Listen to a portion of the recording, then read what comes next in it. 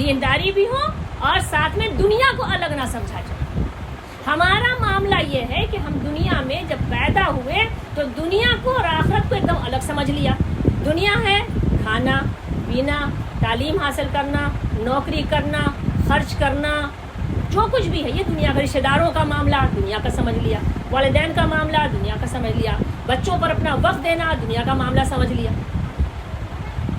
اور آخرت کا معاملہ نماز، روزہ، حج، زکوٰۃ، صدقات، اس کو سمجھا. جبکہ قطعی یہ نہیں ہے. دنیا کے ایک ایک معاملے ہماری عبادت کا معاملہ، ایک ایک معاملہ ہماری عبادت کا. آپ صلی اللہ علیہ وسلم کی زندگی دیکھ رہے ہیں، ایک دم شروع سے دیکھ لیجئے. یہ جو انسانی جو ارتقا ہے اس کی سب سے پہلی مراحل جو ہے تو وہ کہاں سے؟ نکاح سے. اب نکاح کے پہلے آپ صلی اللہ علیہ وسلم نے صحابہ کرام کو خود بھی شادی کی، اپنی بیٹیوں کی بھی شادی کی، صحابہ کرام کی بھی شادی کی. تو ان شادی کے لیے کیا کہا؟ کیسا لڑکا تلاش کریں، کیسی لڑکی تلاش کریں، سب بتا دیا. بھائی ویسے ہی تلاش کر لیں. ہم بھی پرائرٹی دین کی ہوگی، لیکن اگر دین کے ساتھ ساتھ ایجوکیٹڈ بھی ہوں، فائنینشیل پوزیشن بھی ہو، کوئی مذاکرہ نہیں ہے. تو اس کے بعد پھر اگر نکاح کا جب مرحلہ ہو گیا، جب رشتے طے ہو گئے، پرائرٹی ہونی چاہیے دین. یہ بالکل اس میں کوئی شک نہیں. اگر دیندار نہیں ہے، تعلیم ہے، پیسے ہیں، خوبصورتی ہے، مرتبہ ہے، خاندانی ہے، ساری چیزیں ہیں، تو پھر گھر ٹوٹتا ہے، اللہ ناراض ہوتا ہے اور آخرت کا بگڑنا بھی یقینی. ایک بہت ساری تفصیلات ہیں، بہت وقت نہیں کہ ہم ایک ایک ٹاپک پہ جائیں گے. انشاءاللہ موقع ملے گا تو ہم ضرور آئیں گے آپ کے پاس. لیکن اس کے بعد کا جو مرحلہ ہے نکاح کیسے کریں؟ یہ تو رشتہ کا طے کرنا تھا. تو نکاح جو ہے وہ ایک عبادت ہے، سنت عمل ہے، اس کو سنت کے مطابق ہونا چاہیے. ہمارے یہاں جو نکاح ہوتا ہے وہ واقعی دنیاوی معاملات ہوتے ہیں، وہ واقعی دنیاوی ہی معاملات ہوتے ہیں. ایک خاص قسم کے مراسم، خواہ وہ غیر قوم کی نقالی ہو یا پھر معاشرے کی جو چلت پھرت ہے، وہی تو ہمارے یہاں نکاح میں ہوتا ہے. اس کے علاوہ تو نہیں دیکھتے. نہ لڑکوں کو سمجھایا جاتا ہے نکاح کے غرض و غایت کیا ہے، اس کے مقاصد کیا ہے، نہ لڑکیوں کو بتایا جاتا ہے. اس کے بعد ان کے عمل کیسے ہوں گے، کیا کیا ان کے اندر تبدیلیاں ہوں گی، کن چیزوں کو ایکسیپٹ کرنا ہوگا، اللہ تعالیٰ کیا رہنمائی کرتا ہے، رسول اکرم صلی اللہ علیہ وسلم کیا رہنمائی کرتے ہیں، ہم کچھ نہیں جانتے ہیں. اس کو ایک تقریب سمجھتے ہیں، ایک فنکشن سمجھتے ہیں جس کی ہم ادائیگی کرتے ہیں. پھر اب آگے دیکھیے، جب اولاد ہوتی ہے تو اولاد کے ساتھ ہمارا معاملہ کیا ہے؟ ایک دم ون سائیڈڈ جا رہے ہیں. اولاد کے معاملے میں جب بچہ پیدا ہوتا ہے تو اس کا کیا حق ہے؟ اس کا 7ویں دن عقیقہ کیا جائے، اچھا سا نام رکھا جائے، اس کو لاڈ اور پیار اور شفقت کے ساتھ اس کا معاملہ کیا جائے. سب کرتے ہیں الحمدللہ. ہمارے یہاں عقیقہ بھی ہوتا ہے، اچھا نام بھی رکھتے ہیں، لاڈ پیار محبت بھی دیتے ہیں. باقی چیزوں کا ہم حذف کرتے ہیں، اس لیے کہ بڑا سخت معاملہ ہے. اب بچوں کی تربیت کا معاملہ ہے. اب وہاں تو ماں باپ کو آئے گا. آپ نماز پڑھیں گے تو بچوں کی اچھی تربیت ہوگی، بچے بھی دیکھ کے امیٹیٹ کریں گے، نقل کریں گے. آپ جھوٹ بولیں گے، بچہ بھی جھوٹ بولے گا. آپ غیبت کریں گے، بچہ بھی غیبت کرے گا. جو معاملہ آپ کریں گے وہ کرے گا بچہ. بیسٹ امیٹیٹر ہوتا ہے، اس سے اچھا کوئی نہیں ہوتا ہے. بولتے نا لوگ طوطا ہے، طوطا نہیں، وہ غلط بات ہے. آپ نے بچوں کو غور سے نہیں دیکھا ہے. بچے سے زیادہ پیروٹ امیٹیٹ نہیں کرتا. وہ تو اینیمل ہے نا، برڈس ہے. بچے تو انسان اشرف المخلوقات ہے. سب سے اچھا امیٹیٹر وہ ہوتا ہے، بچہ ہوتا ہے. اور سب کانشیس مائنڈ میں ساری باتیں. تو بچوں کو صرف لاڈ و پیار کی ضرورت نہیں ہوتی ہے، ان کی تربیت کیسے کیا آپ صلی اللہ علیہ وسلم نے وہ دیکھا. 7 سال کی عمر ہو جائے تو کیا، بچپن سے کیا، 2 روح پا کے پھر صحیح اور غلط کی تمیز فرام دی ویری بگننگ. چاہے سال بھر کا بھی بچہ ہے، کوئی غلط حرکت کرتا ہے، کچھ گراتا ہے تو اس کو بولیے نہیں ایسے نہیں کرتے ہیں. بعض بچے تھپڑ لگاتے ہیں. چھوٹے بچے بہت معصوم ہوتے ہیں، کوئی شکایت کی بات ہم نہیں کریں. بچوں کیا کسی کو مارنے کی عادت ہے، تو بچوں کو سمجھانا ہوتا ہے. گندی بات، اللہ تعالیٰ گناہ دیں گے، اس سے گناہ ہوگا. وہ بڑے ہوں گے نا، وہ آپ سے بڑے ہیں، نہیں کرتے. بچہ رسپانس نہیں دے گا. آپ کو لگ رہا ہے بچہ نہیں سمجھے گا. He and she understands everything. یہ جان لیجیے، سمجھے گا، سمجھتا ہے. تو ان کی تربیت کیسے کی جائے. پھر جب بچے سن بلوغ کو پہنچے تو ان کی تربیت اس وقت میں کیسی کی جائے. रोक टोक तो होना ही नहीं है। पर्दा लगाने का हुक्म, पर्दा करो, नकाब पहनो। तो हमने नकाब कैसे पहनते हैं, सबसे पहला काम तो आप देख ही रहे होंगे कि नकाब खरीदा, उसको फिटिंग के लिए दे दिया। दूसरा काम है ऐसे नकाब जो खामखा नज़र उसकी तरफ जाए। तीसरा नकाब वो भी देखा कि पीछे बाल की चुटिया बाहर दिखती है, बाल सबसे बड़ा हिजाब में सतर में दाखिल है, वो चुटिया दिखती है। और भी नकाब देखा जो नकाब नीचे के गाउन तो है, बाल यहाँ से खुल के कांधे पर रखा हुआ है, उनके साथ उनके मर्द हजरात भी चल रहे हैं। तो इस तरह से अगर हमने शऊर बच्चों में तरबियत नहीं किया, शऊर नहीं जगाया, तो फिर बच्चों की हक सलबी है, हक सलब कर रहे हैं, हक तलफी है, और अल्लाह इसके बारे में हमसे पूछेगा। बाज़ लोग ऐसे होते हैं जो बच्चों को प्यार ही नहीं करते, बच्चों को टाइम नहीं देते। बच्चा क्वेरीज करेगा, it's natural phenomena, it's genuine.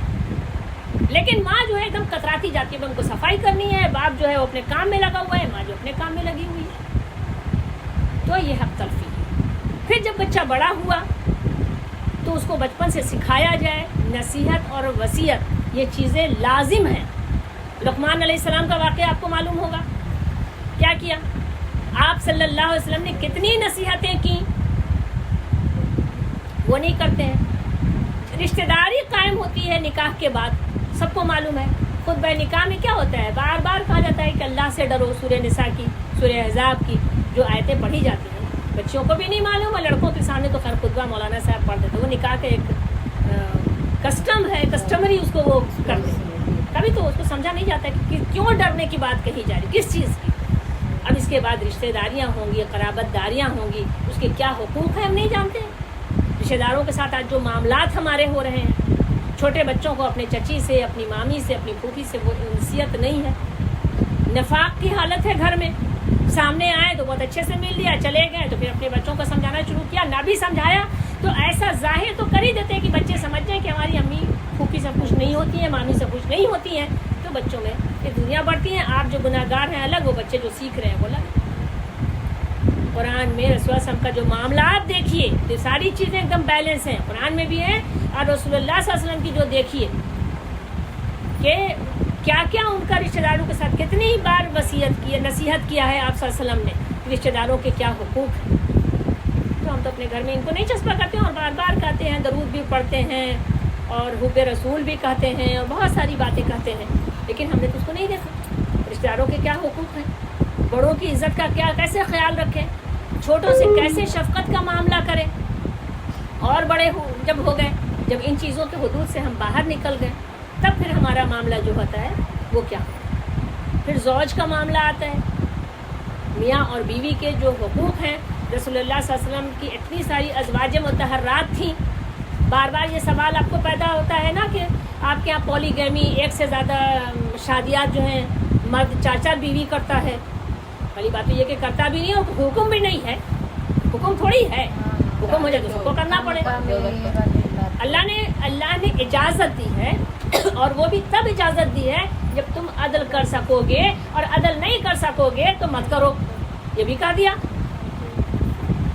तो बीवी का हक क्या है ये किसी को नहीं पता है। मर्दों का मामला ऐसा है कि नहीं, मामला उनको पता ही नहीं कि बीवी का हक क्या है, बीवी के साथ बर्ताव करना चाहिए, कैसे करना चाहिए ये नहीं पता है। शौहर के साथ क्या मामला करना चाहिए। रोज़ाना घर टूट रहे हैं मेरी बहन, आए दिन हमारे घर टूट रहे हैं। शायद आप लोगों का ना तो खुशकिस्मत है, अल्लाह ने हम लोगों पर एहसान किया है कि हमारे घर अभी महफूज है। लेकिन जब आपको पता है ना कि एक घर में आग लगती है तो पड़ोसी भी बहुत खतरे में आ जाते हैं। अगर हम इन बातों को आम नहीं करेंगे तो फिर बहुत मुसीबत में पड़ेंगे। अगर हम बच भी गए तो हमारी औलाद शायद फंस जाए, नौज़ुबिल्लाह, अगली नस्ल फंसेगी। क्यों हो रहा है? क्योंकि हमने बच्चों को सिखाया ही नहीं कि मियाँ बीवी के ताल्लुकात कैसे होने चाहिए। हम लोगों को भी नहीं देखा। हमारे बच्चे तो देख रहे हैं ना, अम्मा झुंझला के अब्बा को जवाब देती हैं और अब्बा को परवाह नहीं है अम्मा की, तो बच्चों ने तो ये सीख लिया और बोलने की तो कभी ज़रूरत ही नहीं महसूस करती। इस मामले में बच्चों को रहनुमाई की जाती है कि देखो अब तुम्हारा निकाह होगा और तुम अल्लाह से डरो। अगर हक तलफी की बीवी की, और अगर लड़की है तो उसको बताया जाए कि शौहर की, तो फिर अल्लाह के यहाँ बास कुर्सी से नहीं बच सकोगी। दुनिया का मामला ये नहीं है। ये शादी, ये निकाह, ये मियाँ बीवी के ताल्लुकात, ये रिश्तेदारों के हुकूक, پڑوسی کے حقوق ہمیں دکھ رہا ہے کہ یہ دنیا کا معاملہ ہے، یہ دنیا کا معاملہ نہیں ہے، اللہ تعالیٰ پوچھے گا اس میں، چونکہ اللہ کے رسول صلی اللہ علیہ وسلم نے بہت نصیحتیں فرما دی اور قرآن میں بھی ذکر آ گیا ہے۔ تو اس کو بس کبھی کبھار کے موقع پر ہم یاد دہانی کر لیں اور بقیہ دنوں میں عمل میں ہم کورے ہوں، پریکٹسنگ مسلم نہیں ہوں گے، سو کال مسلم ہوں گے، نعوذ باللہ۔ سو کال مسلم ہوتا ہے جس کا نام مسلمان ہے، جس کے ہاں گوشت کھایا جاتا ہے، مسلم محلے میں رہتے ہیں یا مسلم گھرانہ ہے، مسلم جیسا لباس پہنتے ہیں، لیکن ایک ایک عمل جو ہے ہمارا قرآن و حدیث کے مطابق اگر نہیں کر رہے ہیں تو مسلم سے وہ انسان خارج ہے، خارج ہے وہ۔ ہم سمجھ نہیں رہے، بہت چھوٹی بات ہم سمجھ رہے ہیں۔ تو ہمارا سارا زور ہونا چاہیے نماز اور روزے اور حج اور زکوٰۃ پر، وہ فرائض ہیں، مسٹ ہے، کمپلسری ہے، لیکن بالکل بیلنس ہے حقوق العباد کا معاملہ۔ بچوں کو ہم نے نہیں سکھایا ہوتا ہے کہ پیسہ کماؤ، کس حد تک کماؤ، اتنا ہی کماؤ کہ تمہارے پاس اتنا وقت میسر ہو کہ تم اپنے بیوی بچوں کو وقت دے سکو۔ جب رشتے تلاش کریں تو لڑکا اور لڑکی سے آپس میں معاہدہ کر لیا جائے ان باتوں کا کہ بھائی دیکھو پرائرٹی تمہاری کیا ہے۔ پرائرٹی تو فیملی ہونی چاہیے نا، پیسہ تو اسی قدر چاہیے کہ سکون حاصل ہو جائے، ہماری ضرورت پوری ہو جائے۔ لیکن اگر سب کچھ حاصل ہونے کے بعد پیسے بھی ملتے ہیں، کوئی مذاکرہ نہیں ہے، خوب پیسے حاصل کیے، پیسے حاصل کر کے جمع کرنا، سینت کر رکھنا، صرف اپنے اور اپنے بیوی بچوں پر خرچ کرنا، یہ کسی حال میں مناسب نہیں ہے۔ آپ صلی اللہ علیہ وسلم نے رشتہ داروں کے حقوق بتائے، والدین کے حقوق بتائے ہیں، اولاد کے حقوق، مال میں حقوق بتائے ہیں، رشتہ داروں کے حقوق بتائے ہیں، اقربا کے حقوق بتائے ہیں، مساکین کے حقوق بتائے ہیں۔ تو ہم تو سمجھتے ہیں کہ ابھی کیا ہوا، اگر ہم 4 لاکھ کما رہے ہیں تو بھی میرا، 1 لاکھ کما رہے ہیں تو بھی میرا، کون خرچ کر رہا ہے؟ اللہ کی راہ میں کہاں خرچ کرتے ہیں؟ اچھا، پھر اس کے بعد سب کچھ بتایا گیا پوزیشن وائز کہ پیسے کہاں خرچ کریں، کیسے خرچ کریں، کیسے کمائیں۔ تو اگر کمانا ہے تو جائز طریقے سے، حلال طریقے سے، اور کس طریقے سے کہ اتنا پیسہ کمائیں جو ہماری فیملی، ہمارے گھر، ہمارے رشتہ دار، ہماری عبادتیں کسی طرح سے افیکٹڈ نہ ہو۔ نمبر 2 یہ کہ پیسہ جو جائز طریقے کا ہو۔ کوئی بھی کمپنی میں ہم جاب نہیں کر سکتے، بہت ساری کمپنیاں ایسی بھی ہیں جہاں شراب کا لکھا پڑھی ہوتا ہے، حساب ہوتا ہے، جہاں سود کی حرمت نہیں رہتی ہے، جہاں سود کے بارے میں لکھا پڑھی ہوتا ہے، ویسے پیسے نہیں کما سکتے ہیں، چاہے ہم بالکل کلاش رہیں گے تو بھی۔ ہر حال میں جو ممنوع ہے وہ ممنوع ہے، وہ کسی حال میں جائز نہیں ہے، تو نہیں کر سکتے ہیں، چاہے جتنے بھی پیسے مل جائیں۔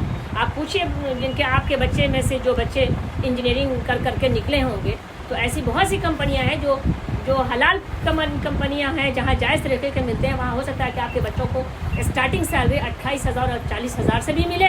لیکن اگر ویسی کمپنیاں جو اس طرح کی بینکنگ کی، فنانس کی کمپنیاں کہلاتی ہیں، ان میں بہت پیسے ملتے ہیں، اگر یہ 28,000 دے رہا ہے تو وہ آپ کو 1.5 لاکھ پر منتھ پیسہ بھی دیتا ہے۔